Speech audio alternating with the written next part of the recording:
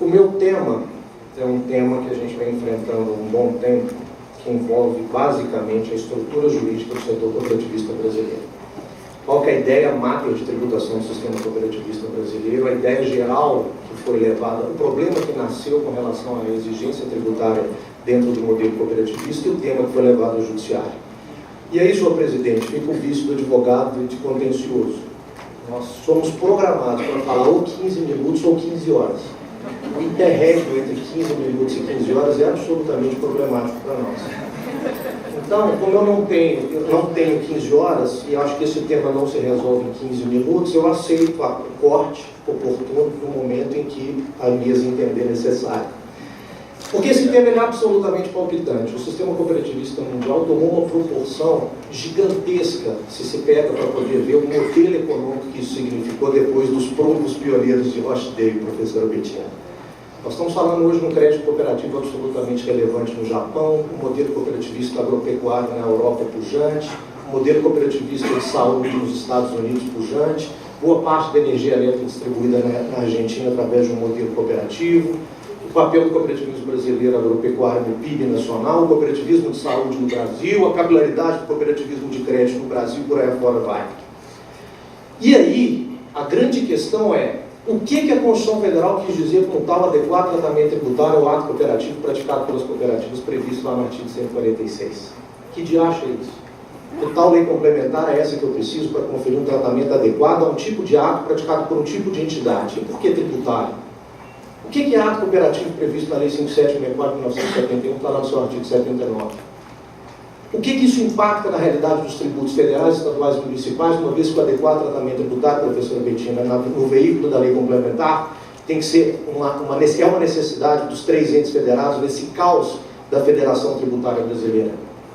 Por isso que eu preciso de uma lei complementar, porque não adianta ter um tratamento adequado na União e não ter um adequado tratamento tributário nos estados e municípios e por aí afora vai. Mas o que é ser adequado ao tratamento tributário? E sobre isso a doutrina se divergiu em 1988 de forma grotesca, ou de forma imensa, para ser um pouco mais simpático. A primeira grande reflexão é que todo contribuinte merece um tratamento adequado, e de fato merece. Todo contribuinte merece um tratamento adequado à sua natureza. Mas essencialmente nós, do direito, temos que buscar um sentido mínimo na norma. E adequar é perceber que nós estamos falando de uma entidade diferente. Uma entidade que tem características diferentes, portanto a incidência tributária dela tem um elemento diferente. Eu preciso entender esse ente antes de pretender atingir o patrimônio, as receitas, os recursos, enfim. Antes de pretender atingir os seus signos presuntivos de riqueza possíveis. E aí onde está essa diferença? Então o primeiro grande ponto é entender que eu estou falando de um ente diferente e eu não adequo aquilo que é igual. Eu só adequo aquilo que é diferente. Eu tenho que entender a extensão dessa diferença para entender onde eu posso tributar e como eu posso tributar. Por isso, grande felicidade, o tema da palestra. A tributação do ato cooperativo. Porque a grande pergunta é, o ato cooperativo é tributado? É. A grande questão não é ele ser ou não tributado. A grande questão é onde ele pode ser tributado. Porque ato cooperativo, como diz a própria lei cooperativista, não é recurso da cooperativa. Ato cooperativo é patrimônio do cooperado. Então nasce a primeira grande constatação. Nas sociedades comerciais, de um lado, eu busco, capto e recebo riqueza em nome próprio, tributo a riqueza em nome próprio e, eventualmente, aliás, muito possivelmente, presidente agora da Bradet, ano que vem nós vamos estar com grandes painéis discutindo esse assunto. Eu recebo riqueza em nome próprio e distribuo o lucro isento. As campanhas políticas estão pujantes em relação à tributação dos resultados nas sociedades comerciais. Estaremos discutindo isso aqui ano que vem, em primeira mão. Então, na verdade, no andar dessa riqueza numa sociedade comercial em face da pessoa dos seus sócios, eu tributo na PJ e isento a distribuição de lucro na pessoa física. No cooperativismo ocorre um movimento exatamente o contrário. Uma vez que a cooperativa não possui intuito lucrativo, trabalha de forma distributiva e serve para repassar riqueza para o cooperado que ela captou em nome dele no mercado e a ele repassa, eu não tributo nela porque eu tributo nele. Toda a produção repassada ao cooperado é tributada. Portanto, se eu entendesse de forma histriônica, que eu tributo tanto na PJ da cooperativa quanto na pessoa física da produção do cooperado, não haveria modelo econômico ou modelo de gestão capaz de suportar, eu não diria nem bis in idem, a multiplicidade de incidências em face concorrencial ao ambiente comercial. E posso dizer às senhoras e os senhores que não raramente a tributação do ato cooperativo, respeitando a intributabilidade na cooperativa, é maior considerando a cadeia econômica no cooperativismo, que é lá o imposto de renda, oxalá, de 27,5%. Pois bem, então o grande debate que foi levado para o judiciário e o momento máter dessa discussão foi a edição da medida provisória 1858, que pretendeu tributar o ato cooperativo dentro da cooperativa ao pretender revogar, entre aspas, uma isenção que existia na Lei Complementar 70/91 e na Lei Complementar 770. Nesse momento, o sistema cooperativista foi ao judiciário, em 1998. 1998. Não acabou ainda, viu, gente? Então, em 1998, o sistema cooperativista foi ao judiciário para defender que ato cooperativo não seria tributável na cooperativa, porque já o era no cooperado. E naquele momento, lá em 1998, nasceram uma pleiade de teses jurídicas divergentes. Veio tese jurídica de imunidade constitucional, 174, veio tese jurídica de isenção qualificada igual às prestadoras de serviço, lá atrás, naquela discussão da impossibilidade de revogação de lei ordinária de lei complementar por lei ordinária, formalidade simples, e veio a discussão da não incidência tributária, pura e simples, não é parte espécie, não é hipótese de incidência de PIS e COFINS o ato cooperativo, porque o recurso de ato cooperativo não pertence à cooperativa, o recurso de ato cooperativo pertence ao cooperado, não incidência didática. Pois bem, nesse modelo, e aí o meu papel aqui hoje é trazer para os senhores e para as senhoras um pouco do panorama com que esse assunto está no judiciário hoje, porque houve uma divulgação em massa que o Supremo Tribunal Federal teria resolvido esse assunto em definitivo, que nós vamos concluir aqui. Eu peço até a ajuda dos senhores para tentarmos entender em conjunto o que o Supremo fez, o que o Supremo falou. Naquele momento, então, em 2004, fomos ao Superior Tribunal de Justiça, na primeira sessão do Superior Tribunal de Justiça, e a minha alegria ainda maior, professora Betina, que eu encontrei hoje aqui com o ministro Castanheira, que naquele momento, eu estava sustentando ainda na tribuna da primeira sessão do Superior Tribunal de Justiça, tivemos inicialmente um voto contrário do ministro Teori Zavascki, e quem abriu a divergência foi o ministro Castanheira, externando uma experiência cooperativista dele próprio, uma cooperativa de educação do qual ele estudou. Abriu-se a divergência, portanto, naquele momento, ficaram vencidos o ministro Teori Zavascki e o ministro João Otávio de Noronha, e o sistema cooperativista ganhou em PIS e em COFINS a não incidência tributária na primeira sessão do Superior Tribunal de Justiça em 2004. Até aí, a coisa estava andando de uma certa forma compacta e coerente. Acontece que, pela sistemática da repercussão geral e dos recursos repetitivos, e isso é um outro problema para os nossos processualistas, e os efeitos da repercussão geral e do recurso repetitivo no direito tributário, porque os processos param, os fatos geradores continuam. Então existe a ideia de se otimizar a jurisdição para resolver uma série de conflitos, e na verdade o problema do contribuinte, enquanto as repercussões gerais e os recursos repetitivos não são julgados, os problemas dos contribuintes se potencializam, porque ninguém pede o fisco para suspender o fato gerador, né? Se não tiver um prazo para repercussão geral e para recurso repetitivo ser julgado, nós vamos continuar sofrendo esse problema da possível e pseudo-otimização da jurisdição. Mas, de qualquer forma, esses processos, depois de 2004, houve um reconhecimento, mesmo que parcial, pelo poder tributante federal, em alguns ramos cooperativistas. O cooperativismo de crédito teve uma norma superveniente que tirou a incidência tributária sobre o ato, o cooperativismo de transporte teve uma norma superveniente também, o cooperativismo de eletrificação também teve uma norma superveniente, ficaram sobrando, foi feita uma escolha de ramos cooperativistas para poder merecer o beneplácito da não incidência, e sobrou alguns ramos, ou sobraram alguns ramos cooperativistas que continuaram com o problema, e esse problema perdura até hoje, até que em 2000 o tempo passa muito rápido. 2014.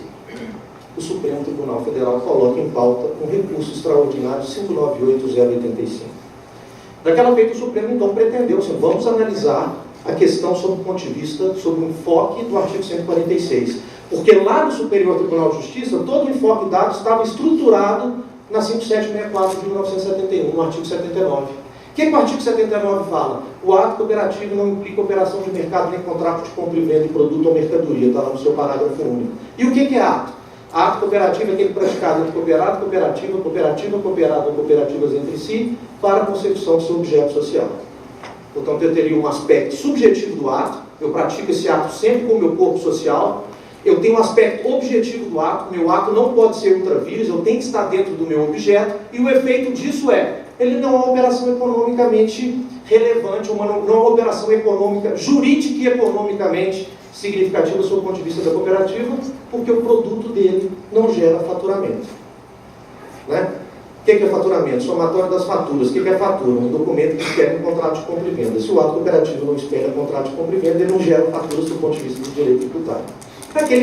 Daquela discussão primária, pré-receita bruta, etc. e tal. Se a gente vier discutir receita bruta, como uma palestra que me antecedeu, é uma riqueza que agrega ao patrimônio. O ato cooperativo ele tem todo um veículo próprio, dentro da própria norma para ser repassado. Senhoras e senhores, na cooperativa ela não se apropria de resultado do exercício seguinte. Todo fim de exercício ela pega aquele resultado e apropria de novo nos cooperados. E aquilo se chama sobra. Porque aquilo é dinheiro do cooperado.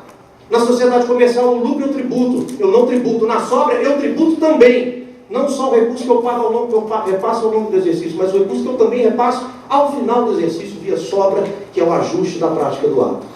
Portanto, isso que o Superior Tribunal de Justiça reconheceu lá em 2006, 2004, 2005, 2006, foi um julgamento que durou 1 ano, com pedidos de vista sucessivos, e já em 2014, o Supremo Tribunal Federal falou, nós vamos analisar agora o artigo 146. E vamos nós novamente para a tribuna do Supremo Tribunal Federal, professora Betina.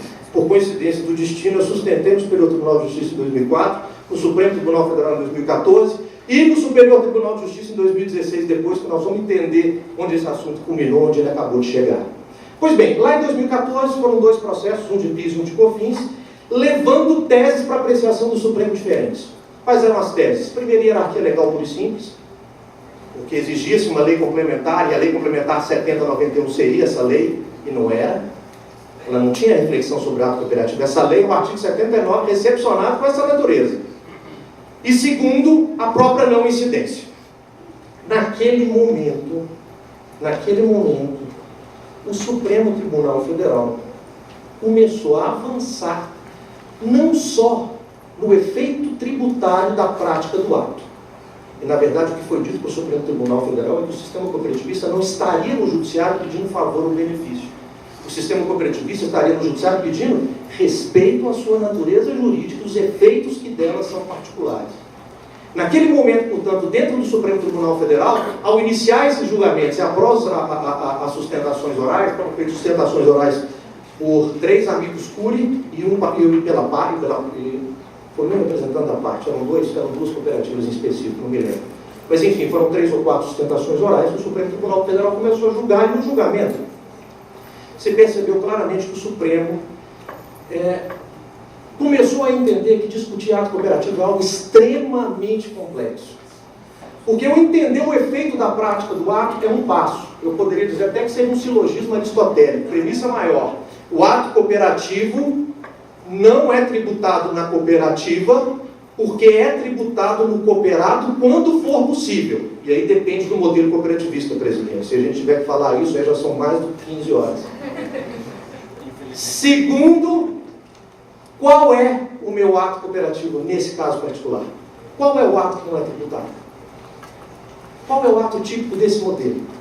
Qual é o ato característico desse modelo? É impressionante, professora Betina, como é que a jurisprudência gosta de adjetivar.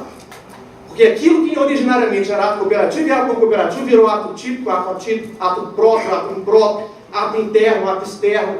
Cada hora eu sou capaz de apontar o momento em que isso aconteceu. O relator que falou isso se usou um adjetivo diferente para ato cooperativo e ato não cooperativo. Quando é um 0 ou 1, um sim ou um não. Pois bem, então naquele momento o Supremo Tribunal Federal entendeu que ele estava julgando algo extremamente complexo. E mais do que complexo, extremamente sensível às entidades que estavam ali discutindo. Na verdade, sem o menor pudor, o cooperativismo estava ali discutindo a sua sobrevivência. Porque se tributar o ato cooperativo, o modelo entra em colapso. E aí, naquele momento, eu pedi uma intervenção no Supremo Tribunal Federal, que eu peço a liberdade dos senhores para ler, que é uma forma da gente entender o que o Supremo julgou. Disse eu, senhor presidente, só com um esclarecimento. É sempre um esclarecimento, né, professor?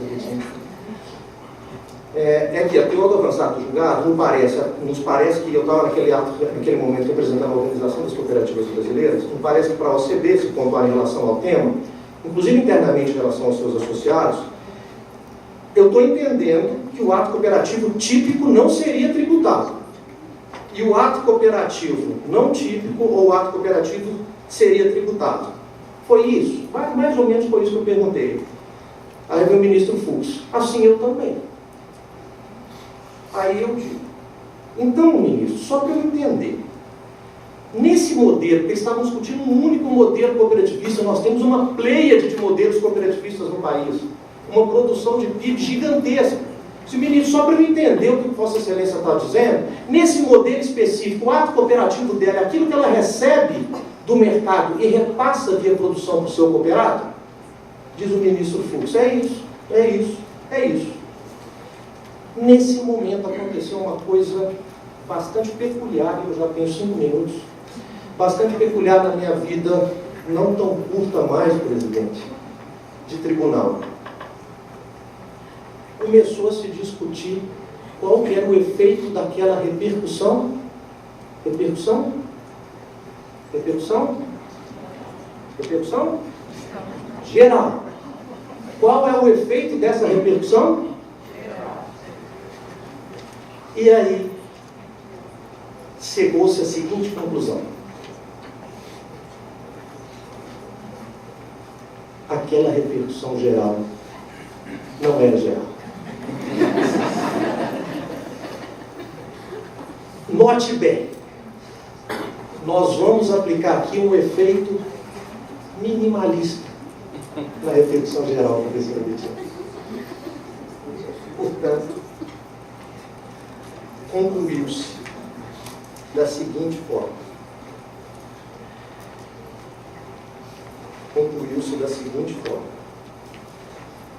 Eu tenho que achar aqui que minha equipe do escritório faz essas apresentações para as senhoras e para os senhores. Eu tenho uma atenção absurda a qualquer modelo eletrônico de cooptação das ideias. Diz o presidente, acho que essa é uma preocupação do plenário, inclusive depois dessas sustentações orais, é que nós temos que proteger as cooperativas. Olha, note bem, eu tinha acabado de perder. Até porque essa é uma determinação constitucional. Então, à medida que a gente avançar no julgado, e qual era o avanço do julgado? Eu estava pedindo esclarecimento sobre o ato que era tributado e o ato que não era tributado. Podemos atingir os atos propriamente cooperativos, o que não é em absoluto o desejo dessa corte. Foi isso que foi anunciado que perdeu. O Supremo Tribunal Federal, na repercussão geral para discutir ato cooperativo, deu um efeito minimalista e circunscreveu ao caso concreto de um ramo cooperativista, que era o cooperativismo do trabalho, e especificamente a um ato desse ramo do trabalho, que era a captação no mercado. Não disse que parte dessa captação que é repassada para o cooperado é ato ou não. Claro que foi embargado. Embargo de declaração. E nos embargos de declaração restou aclarado que isso não foi julgado. Ato cooperativo nós não julgamos. Porque nós vamos julgar ato cooperativo num processo que está sob relatoria do ministro Barroso. Portanto, ele tirou a repercussão geral de 2 processos, amarrou em outros 2. A repercussão geral foi julgada com efeitos minimalistas, circunscreveu ao caso concreto e disse que eu julguei aqui o não ato, porque o ato eu vou julgar no processo de relatoria do ministro Barroso. Na sequência disso, o Brasil inteiro disse que o ato cooperativo perdeu no Supremo Tribunal Federal. E aí, depois dos embates de declaração, saiu a seguinte emenda. O tema atinente à constitucionalidade da cobrança de contribuições sociais em face das atividades das cooperativas em geral, tendo em vista a distinção entre ato típico e ato atípico, teve repercussão geral admitida no plenário virtual no RE 672-215 Ceará, de relatoria do ministro Barroso. A matéria de fundo, tanto no mencionado recurso como nesse extraordinário, diz respeito à definição da incidência ou não dos tributos sobre tais atos. Portanto, ficou vinculado à repercussão geral num processo do ministro Barroso. E aí, na sequência, o Superior Tribunal de Justiça, depois de, na época, 12 anos, submete 2 novos processos de ato cooperativo na turma. Note bem, senhoras e senhores, esse é o exemplo clássico, professora Betina, de que excesso de regulação às vezes prejudica. E a confluência da matéria constitucional com a matéria infra cria, quando não raro, um conflito negativo de jurisdição. Uma corte entende que a outra que é competente e vice-versa. Nesse caso, as 2 cortes abraçaram a análise da matéria. O Supremo analisando 146 e o Superior Tribunal de Justiça analisando 79. E naquele momento, quando o sistema todo estava esperando o quê? Do julgamento do Superior Tribunal de Justiça, num processo que tinha sido julgado no Supremo, e o mundo jurídico cooperativista, de uma maneira geral, disse que tinha perdido. Qual que era a expectativa? Vamos perder o ato cooperativo no STJ, que nós tínhamos ganhado desde 2004. Qual foi o resultado do julgamento do Superior Tribunal de Justiça? Julgamento do Superior Tribunal de Justiça em 2000, eu já tomei bomba no tempo, em 2000, pode ficar sentadinha que eu já vi. Aqui, ó. Lá no tribunal é campainha, aqui é plaquinha. Naquele momento, no Superior Tribunal de Justiça, o cooperativismo ganhou por 9-0 em um recurso repetitivo. Bom, resumo da ordem. O assunto continua em aberto desde 1998. O Supremo Tribunal Federal entendeu que iria julgar isso naquele momento e não julgou. Vai começar a julgar isso quando o ministro Barroso levar o processo a julgamento num RE, também sob repercussão geral. O Superior Tribunal de Justiça reafirmou em 2016 a não incidência tributária sobre o ato cooperativo. E o mais importante disso tudo, 2 julgamentos recentes, professora Betina, do Supremo Tribunal Federal. Um do ministro Barroso, outro do ministro Alexandre de Moraes. Um de 2017 e o outro de 2018.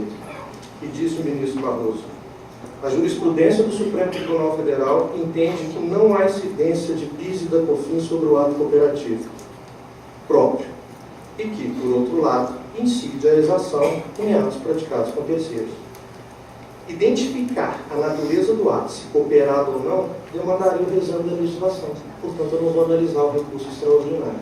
Volto ao processo. Portanto, o Supremo começou a perceber que seria um trabalho de juiz Hércules ter que acender ao Supremo toda a pleiade, toda a gama de operações realizadas pelas cooperativas, caso a caso, para ver a subsunção daquelas operações ou não ao artigo 79 da Lei 5764, para saber o efeito jurídico tributário e societário que eu vou dar, porque isso é importante dizer que é societário também, porque o ato não cooperativo, a despeito de ser tributado, ele não pode ser distribuído para o cooperado.